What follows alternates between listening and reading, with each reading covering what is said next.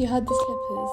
There was a familiarity of peace, of herself, of a space known now to be love. Comfort was craved, yet she stayed in the cold. Lost and alone, yet she had to hold on. Hearing the sound, she knew she had once known home. The minutes slowed and the hours waned.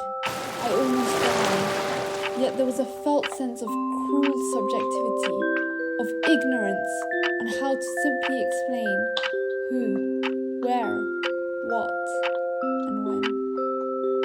But they did what they know how, and waited. Cycles, slow it was, fast they said. All the clock did was tick, yet there was no rhythm. She reached higher, up, and there was the moon, but it was only a reflection. Pieces of her wondered what wholeness was. Waheguru? Krishna? They taught her to dance with death that December. We bonded and broke bread. Psyched, down and up I went. Yet out I wanted to run for, but who did I call for? All that I had known. Some answered and some didn't.